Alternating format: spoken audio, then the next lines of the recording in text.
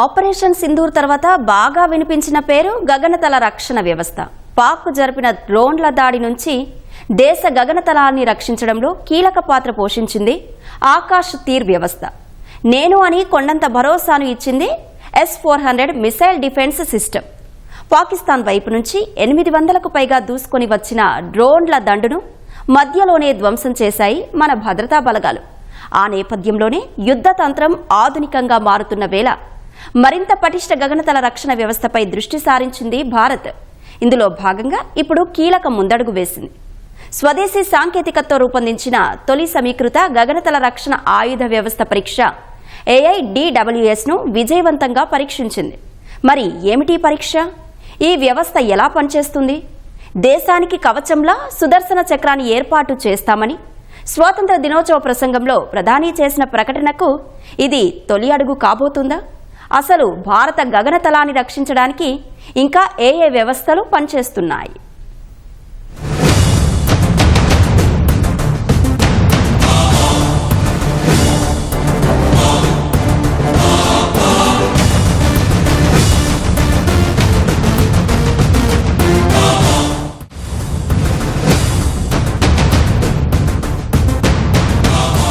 ఒక దేశం అభివృద్ధిలో ఎంత వేగంగా ముందుకు సాగుతున్నా శత్రు దేశాల నుంచి వచ్చే ముప్పులను తప్పించుకోవడం అత్యంత కీలకం. అందులోనూ పాకిస్తాన్తో పాటు చైనా రూపంలో రెండు వైపులా ముప్పు ఉన్న భారత్కు ఇది మరింత ప్రధానం. ఈ ఏడాది బడ్జెట్లో రక్షణ శాఖకు ఏకంగా 6.81 లక్షల కోట్ల రూపాయలను కేటాయించి దేశాన్ని శత్రు దుర్భేద్యం చేసే పనిని ఒక్కొక్కటిగా చేస్తూ ముందుకు సాగుతోంది. ఆపరేషన్ సింధూర్ తర్వాత దీనిపై మరింత దృష్టి సారించిన భారత్ తాజాగా గగనతల రక్షణ వ్యవస్థను పటిష్టం చేసే చర్యలు చేపట్టింది. ఇందులో భాగంగా శనివారం దేశ తొలి సమీకృత గగనతల రక్షణ ఆయుధ వ్యవస్థ AIDWS ను విజయవంతంగా పరీక్షించింది. ఒడిశా తీరానికి చేరువలో ఇది జరిగినట్లు రక్షణ శాఖ తెలిపింది. ఇది శత్రు క్షిపణులు, డ్రోన్లు, యుద్ధ విమానాల నుంచి రక్షణ కల్పించే బహుళ అంచెల రక్షణ వ్యవస్థ. ఇందులో 3 విభిన్న ఆయుధాలు ఉన్నాయి. ఈ 3 ఆయుధాలను అనుసంధానించడం ద్వారా AIDWS అనే బహుళ అంచెల గగనతల రక్షణ వ్యవస్థను భారత్ సిద్ధం చేసింది. దీన్ని స్వదేశీ సాంకేతికతతో రూపొందించారు.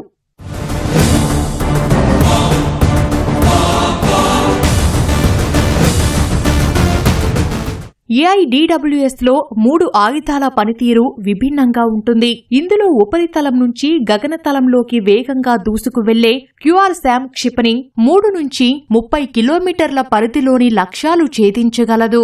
రెండోది స్వల్ప శ్రేణి గగనతల రక్షణ వ్యవస్థ. దీన్ని సైనికులు భుజంపై మోసుకు వెళ్లవచ్చు.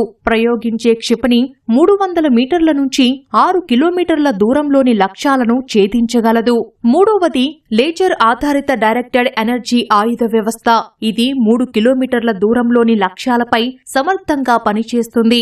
AIDWS ప్రాజెక్టులో రక్షణ పరిశోధన అభివృద్ధి సంస్థ DRDO నోడల్ ఏజెన్సీగా పనిచేసింది. ఇందులోని స్వల్ప శ్రేణి గగనతల రక్షణ వ్యవస్థను హైదరాబాద్లోని DRDOకు చెందిన RCI లేజర్ ఆధారిత డైరెక్టెడ్ ఎనర్జీ ఆయుధ వ్యవస్థను నగరానికే చెందిన centre for high energy systems and sciences అభివృద్ధి చేశాయి. పాకిస్తాన్ లో ఉన్న చైనీస్ సిస్టమ్స్ ఏవైతే ఉన్నాయో అవి అంత సామర్థ్యం లేనివి. అయితే మన దగ్గర ఉన్న సిస్టమ్స్ లో ఇజ్రాయెల్, రష్యన్ ఏవైతే సిస్టమ్స్ మనం ప్రయోగిస్తున్నాం. అదే అమెరికన్ సిస్టమ్స్ చూసుకుంటే మనకు పేట్రియట్ మిసైల్స్ ఏవైతే ఉన్నాయో ఉక్రెయిన్ కూడా వాళ్ళు సప్లై చేయడం అని ప్రయత్నిస్తున్నారు. ఏరియా బేస్డ్ వెపన్స్ లాగా ఉంటాయి. దాంట్లో 68 స్క్వేర్ కిలోమీటర్స్ వరకు ఏరియా కవర్ అవుతుంది. మన దేశాన్ని చూస్తే ఇంకా డెవలప్ చేస్తున్నాము. ఆకాశ్ తీర్ అని ఇంకో ప్రోగ్రామ్ కూడా డెవలప్ అవుతుంది. ఇవన్నిట్లో కుషా అని ఇంకో ప్రోగ్రామ్ కూడా డెవలప్ అవుతుంది. దీంట్లో ఇంకా అడ్వాన్స్ కేపబిలిటీస్ డెవలప్ అవుతున్నాయి. అయితే మొన్న ఆప్ సింధూర్తో మనం నేర్చుకున్న పాఠాల నుంచి ఈ సిస్టమ్ చాలా బాగా పనిచేస్తుంది అనిపిస్తుంది.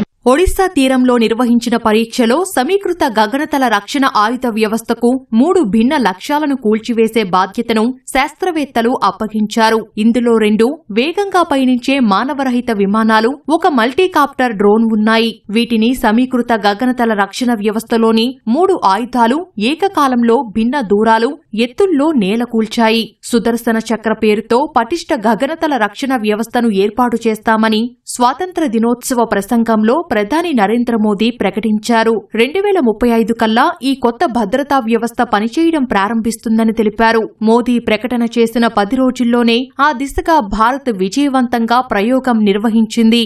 जब युद्ध के मैदान में टेक्नोलॉजी का विस्तार हो रहा है, किसी भी प्रकार की टेक्नोलॉजी हम पर वार करने आ जाए, हमारी टेक्नोलॉजी उससे बेहतर सिद्ध हो। और इसलिए आने वाले 10 साल 2035 तक मैं ये राष्ट्रीय सुरक्षा कवच का विस्तार करना चाहता हूं, मजबूती देना चाहता हूं, आधुनिक बनाना चाहता हूं। और इसलिए भगवान श्री कृष्ण से प्रेरणा पाकर के हमने श्री कृष्ण का जो सुदर्शन चक्र था, उस सुदर्शन चक्र की राह को चुना है। देश सुदर्शन चक्र मिशन लॉन्च करेगा। భారత్ ప్రస్తుతం గగనతల రక్షణ వ్యవస్థ కోసం రష్యా నుంచి కొనుగోలు చేసిన S-400 పై ప్రధానంగా ఆధారపడుతోంది. ఇటీవల ఆపరేషన్ సింధూరులో స్పష్టమైన ఆధిక్యం సాధించడంలో ఆకాశ్ తీర్తో పాటు ఆ వ్యవస్థ పేరు బాగా వినిపించింది. S-400 ను ఆధునిక సుదూర శ్రేణి భూతలం నుంచి గగనతలంలోకి ప్రయోగించే క్షిపణి వ్యవస్థగా పేర్కొంటారు. ఇది శత్రు దేశాల యుద్ధ విమానాలు, క్రూయిజ్ క్షిపణులు, బాలిస్టిక్ క్షిపణులు, డ్రోన్లు లాంటి వాటిని సుదూరం నుంచే గుర్తించి కూల్చివేస్తుంది. ఈ వ్యవస్థలోని రాడార్లు 600 కిలోమీటర్ల దూరం నుంచి వచ్చే లక్ష్యాలను కూల్చివేస్తాయి. 400 కిలోమీటర్ల దూరంలోనే మట్టి కరిపిస్తాయి. ఒకేసారి 100 లక్ష్యాలను గుర్తిస్తుంది. దీన్ని మొబైల్ లాంచర్ అంటే ఒక వాహనంపై నుంచి నియంత్రించవచ్చు. దీనివల్ల ఈ వ్యవస్థను సరిహద్దుల సమీపానికి లేదా ఏ ప్రాంతానికైనా రవాణా చెయ్యవచ్చు. S-400 తో పాటు భారత్ వద్ద దేశీయంగా అభివృద్ధి చేసిన ఆకాశ్ తీర్ గగనతల రక్షణ వ్యవస్థ కూడా ఉంది. దీన్ని స్వయం చోదిత కృత్రిమ మేధ ఆధారంగా పనిచేసే రక్షణ వ్యవస్థగా పేర్కొంటారు. ఇది అనేక మార్గాల ద్వారా శత్రు దేశాల యుద్ధ విమానాలు, క్షిపణులు, డ్రోన్లకు సంబంధించిన సమాచారం సేకరిస్తుంది. ఇందుకోసం ఇస్రో రక్షణ ఉపగ్రహాలు, నావిక్ నావిగేషన్ GPS వ్యవస్థలను ఉపయోగించుకుంటుంది. రాడార్ల ద్వారా సేకరించిన సమాచారాన్ని మానవ ప్రమేయం లేకుండానే విశ్లేషిస్తుంది. దీన్ని వాహనంపై అమర్చి సరిహద్దు ప్రాంతాలకు తరలించవచ్చు. ఆకాశ్ తీర్ ను మొదట సైనిక రక్షణ వ్యవస్థగా రూపొందించారు. వాయుసేన, నౌకాదళాలు కూడా వినియోగించుకుంటాయి. ఈ వ్యవస్థ ద్వారా వచ్చిన సమాచారాన్ని ఆకాశ క్షిపణి వ్యవస్థలకు చేరవేసి గగనతలం నుంచి వచ్చే ప్రమాదాలను అరికడుతుంది. ఇటీవల ఆపరేషన్ సింధూర్ సమయంలో ఆకాశ క్షిపణులు పాకిస్తాన్ కు చుక్కలు చూపించాయి. పాకిస్తాన్ తుర్కీ అందించిన డ్రోన్లను, చైనా నుంచి దిగుమతి చేసుకున్న క్షిపణులను ప్రయోగించగా మన ఆకాశ్ క్షిపణులు మార్గమధ్యలోనే సమర్థవంతంగా అడ్డుకున్నాయి. ఆకాశ్ భూతలం నుంచి గగనతలంలోకి ప్రయోగించే క్షిపణి. దీని పరిధి 30 కిలోమీటర్లు. ఇజ్రాయెల్ ఐరన్ డోమ్ తో దీన్ని పోల్చుతారు. అదే సమయంలో కొత్త సవాళ్లను ఎదుర్కొనేందుకు నూతన తరం ఆకాశ్లు సిద్ధమవుతున్నాయి. ఇటీవలే దీనికి సంబంధించిన పరీక్షలు విజయవంతమయ్యాయి. చైనా ఈ నెలాఖరికి J-35 విమానాలు పాకిస్తాన్ కి డెలివరీ ఇస్తుంది. కానీ మనం వాటిని కూడా ఎదుర్కోగలుగుతాం. ప్రపంచంలో ఈ రోజు మనం ఏ దేశాన్నైనా ఎదుర్కోగలిగే స్థితికి చేరుకున్నాం. దీనివల్ల ఏమవుతుందంటే రానున్న యుద్ధాల్లో మనం ఫస్ట్ 48 అవర్స్ లోనే శత్రువు పైన ఆకాశంలో విజయం సాధించి తర్వాత భూమి మీద అటాక్స్ చేయడానికి చాలా వీలుగా ఉంది. దానివల్ల మనం ఏ దేశానికైనా సరే భయపడక్కర్లేదు. ఒకవేళ 2-3 దేశాలకు కలిపి అటాక్ చేయాలని చూసినా గానీ మనం వాటిని తట్టుకునే పరిస్థితిలో. భారతదేశం 5 అంచెల గగనతల రక్షణ వ్యవస్థను వినియోగించుకుంటుంది. మొదటి దశ కింద 2 అంచెల్లో ఖండాంతర క్షిపణి రక్షణ వ్యవస్థ ఉంటుంది. ఇది శత్రు దేశాలు ప్రయోగించిన ఖండాంతర క్షిపణులను అడ్డుకుంటుంది. ఇలాంటి వ్యవస్థ ప్రస్తుతం ఢిల్లీ నగరాన్ని క్షిపణి దాడుల నుంచి రక్షిస్తోంది. ఇక 2వ దశలోనే S-400 వ్యవస్థ ఉంది. 3వ దశలో ఉపరితలం నుంచి గగనతలానికి ప్రయోగించే మధ్యశ్రేణి క్షిపణులు ఉంటాయి. బరాక్ 8 క్షిపణి వ్యవస్థలు ఇందుకు ఉదాహరణ. 4వ దశలో ఆకాశ క్షిపణి వ్యవస్థ ఉంటుంది. 5వ దశలో స్వల్ప శ్రేణిలో భూమిపై నుంచి గాల్లోకి ప్రయోగించే క్షిపణులు, యుద్ధ విమానాలను కూల్చే భారీ మెషిన్ గన్లు ఉంటాయి. వీటన్నిటి ద్వారా భారత్ తనను తాను అనుక్షణం కాపాడుకుంటోంది. ప్రపంచంలో చాలా తక్కువ దేశాలకి ఉన్న కేపబిలిటీ అదేంటంటే డైరెక్టెడ్ ఎనర్జీ వెపన్. ఈ కేపబిలిటీతో మనం definitely will be on top of the line with the world. అదే 3 ఆస్పెక్ట్స్ ఏదైతే ప్రపంచంలో ఇప్పుడు లేటెస్ట్ గా అందరూ ప్రతి ఒక్కళ్ళు ఆర్టిఫిషియల్ ఇంటెలిజెన్స్ అంటున్నారు. అంటే ఆర్టిఫిషియల్ ఇంటెలిజెన్స్ తో పాటు వచ్చేది ఏంటంటే సైబర్ సెక్యూరిటీ చాలా ఇంపార్టెంట్. అది ఇంటిగ్రిటీ మనం మెయింటైన్ చేస్తా మనం ఎలా ప్రపంచంలో మన దేశాన్ని ఎంత సేఫ్ గా ఉంచుకోగలం, ఎలా ఉంచుకోగలం అనేది చాలా పకడ్బందీగా చేస్తున్నారండి. ఆధునిక కాలంలో యుద్ధతంత్రం మారుతోంది. సంప్రదాయ యుద్ధం స్థానంలో డ్రోన్లు ప్రవేశించాయి. రష్యా ఉక్రెయిన్ యుద్ధంలో ఇవే కీలక పాత్ర పోషిస్తున్నాయి. రెండు దేశాలు వీటిని పోటాపోటీగా ప్రయోగిస్తున్నాయి. ఉక్రెయిన్ ఇటీవల ఆపరేషన్ స్పైడర్ వెబ్ నిర్వహించి ట్రక్కుల ద్వారా 117 డ్రోన్లను రష్యాలోకి పంపించింది. వీటి ద్వారా 41 రష్యా బాంబర్ విమానాలను ఉక్రెయిన్ ధ్వంసం చేసింది. తద్వారా రష్యాకు భారీ నష్టాన్ని కలిగించింది.